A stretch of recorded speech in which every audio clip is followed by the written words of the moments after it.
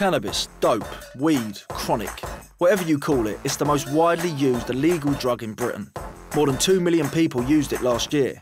But how much harm does cannabis actually cause? Like most young people in the UK, I have smoked cannabis in the past, and like most young people in the UK, I didn't really think if it was doing any harm to myself or anybody else. In the last programme, I discovered just how common the use of cannabis is and met smokers growing it for themselves. I mean, this is going on all over the country, and you wouldn't know that this is happening.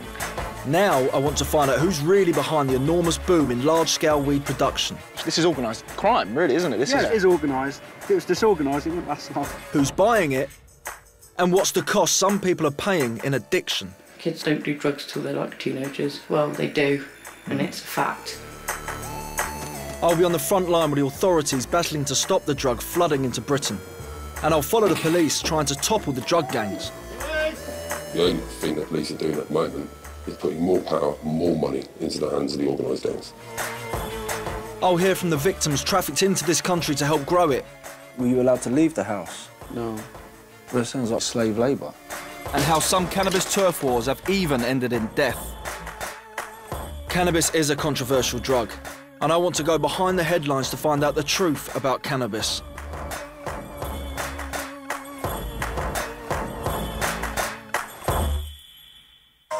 Cannabis has been around for 4,000 years, but it wasn't made illegal in the UK until 1928. Many famous people have smoked it, even the President of America. In the last few years, it's been reclassified from a Class C to Class B, meaning if you're caught with it, you can receive up to a 5-year prison sentence. And if you're found supplying it, you face up to 14 years inside. In 2006, the police were busting 800 cannabis factories a year, but this rocketed to nearly 7,000 in 2009.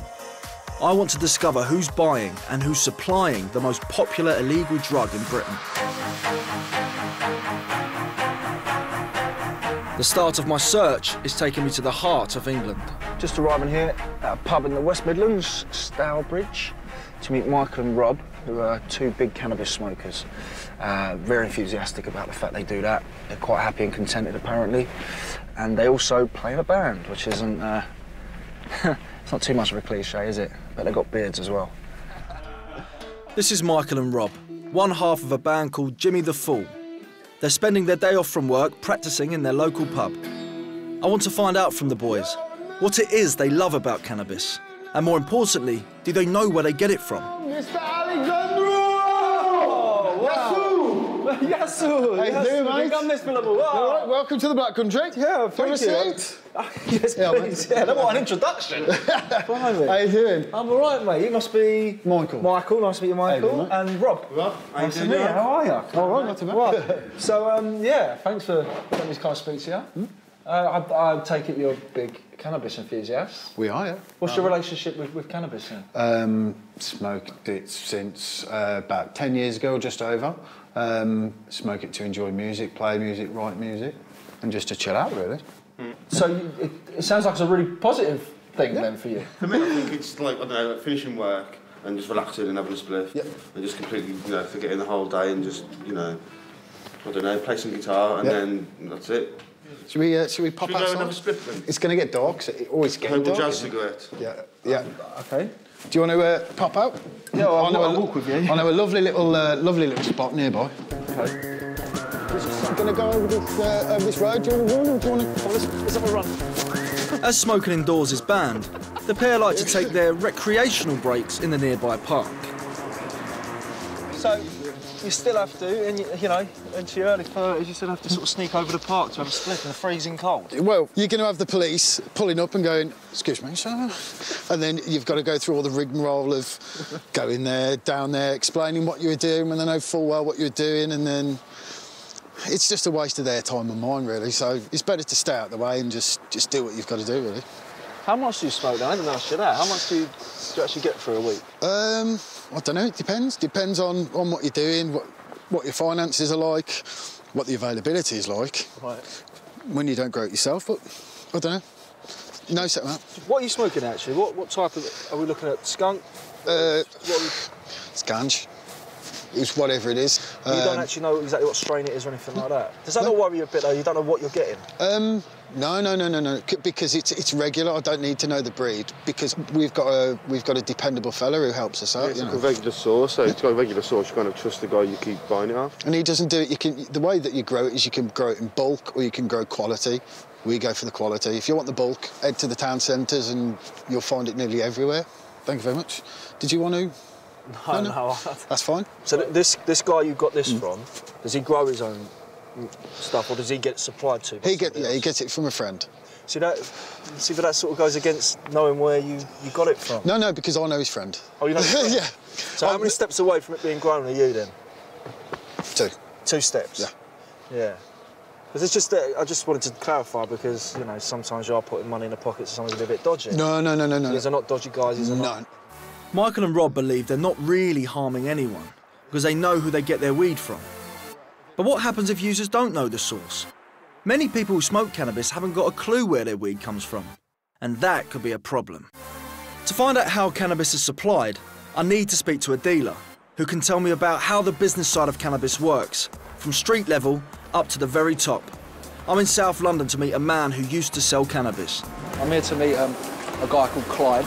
All I know about him so far is that he's a former cannabis dealer. He should be hanging around here somewhere. Just give me a wave, I think this is him. Clyde? How you doing, son? Nice to meet you, Clyde. I'm James. Nice to meet you. Nice to meet you, bro. Yeah, I'm well. You well? I'm really well, bro. Good, man. Good. Thanks for meeting me. No, you're welcome, man. Show you the market. Clyde began smoking when he was 13 and moved into dealing when he was still at school.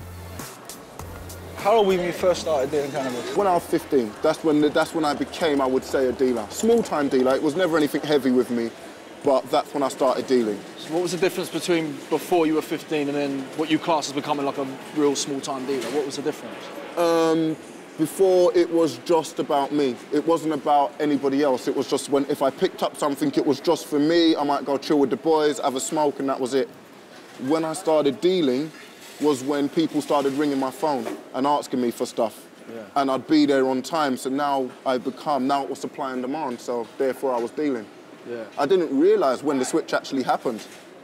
It's only when I was at home sleeping and somebody rang my phone and I had to get up and go and meet them, and then I realised this is a job. Yeah. I'm now actually a dealer. I'm going out in the middle of the night to meet you on some shady corner and serve you. So that's when I realised I'd actually become a drug dealer. What I really want to know from Clyde is who's who in the supply chain. Could you tell me, like, where, as a drug dealer, where were you in the food chain of the business? Like, who was above you, who was below you? How does it all work? At the top, you've got your Alex Ferguson, you've got your big boss. They grow the weed. A lot of time it's grown abroad. And they ship it over here through whatever links they have, and that's in mass quantities. And then you have weed farmers here in England who are growing weed. You've got people growing weed in houses. Now, those guys, they'll sell to their manager, as it were, and he will buy it in kilos. And he'll take the kilos, he'll sell some 9 bars to somebody, a bit lower down the chain. And then you got your small-time dealers, like how I was when I was 15. You buy half an ounce, you buy an ounce, you make £20, you make £40. You buy 2 ounces, you make £100. Then you've got that. How much were you earning then? How much was the most you'd earn from dealing cannabis? The most I'd ever earned from selling weed would be a couple hundred in a week. When dealing started, it was the buzz of being the guy that had what people wanted. It was never about money for me. It was never about gang culture. It was people would come up to you and go, Clyde, have you got anything? And I said, yes. So I was satisfying somebody's need. I was, in a way, by doing what I was doing, I was worth something. Yeah. To this group of people that phoned my phone, I was worth something. I was the man to them. Yeah. So that was a lot of why I started dealing, and that's what happens with a lot of guys, a lot of youth. Was that a common way for maybe people your age, when you were like 15, 14, 15, for people to get a bit of money and stuff? Was that an easy option for people? Yeah, it was. In my area, there were, I'd say, 3 reasons.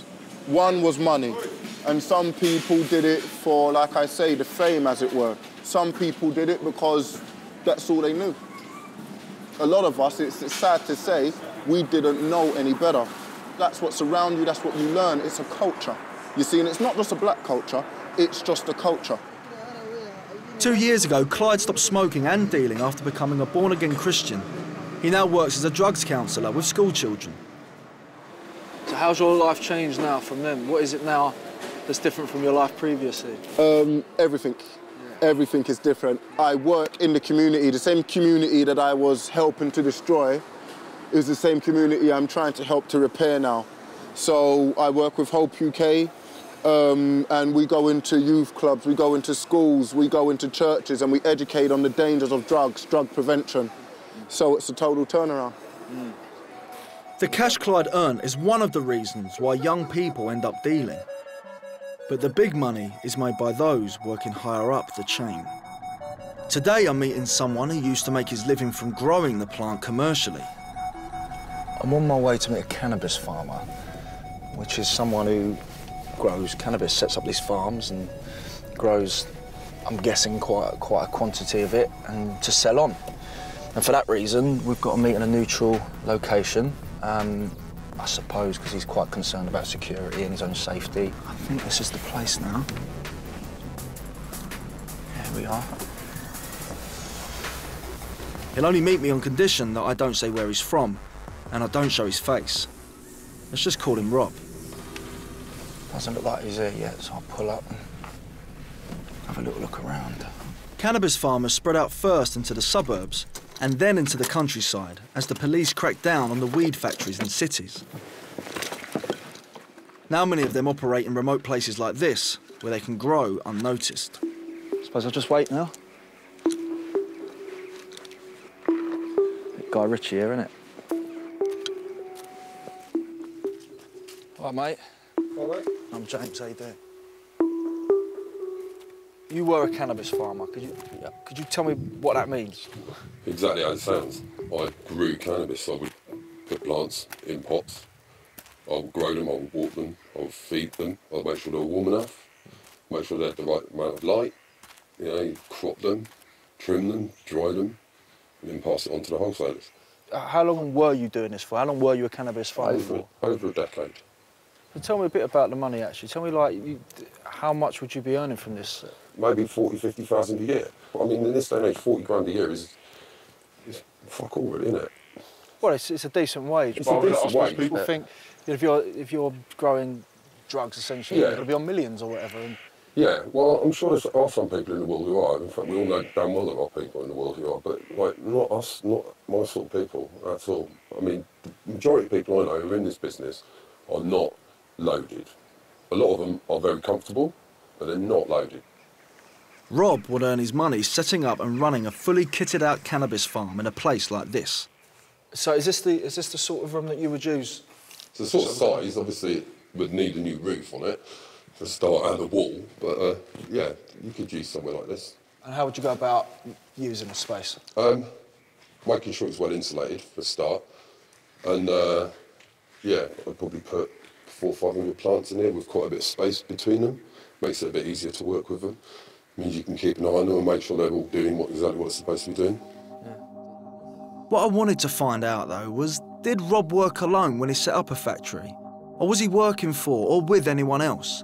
I don't consider myself being part of a gang. Yeah, I'm an individual operator.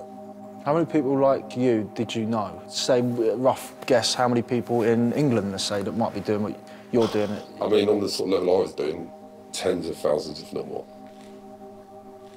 It is a very, very common thing, although it's getting tougher for people because the police are busting a lot more people through it now. So it's essentially what's happening now is the only people who are producing this and making money out of it now really are the organised gangs. Is when you put the frighteners on people by busting people left, right and centre, naturally most people will lose their nerve essentially and pack it in. So the only people who are prepared to do it are going to be the people who really don't give a monkeys.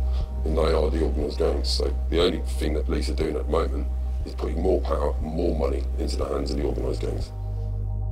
Rob believes that organised gangs are behind the bulk of UK cannabis production, which is why busting factories is now a bigger priority for the police. I've been following Avon and Somerset Police for 4 weeks on Operation Viscount, which is targeting cannabis factories, not just in the cities, but in rural areas too. In Bridgewater, the police have received intelligence about a large-scale cannabis factory. in the heart of the countryside. It's a Section 23 Misuse of Drugs Act warrant, and the reason we've obtained this warrant is because we've had recent intel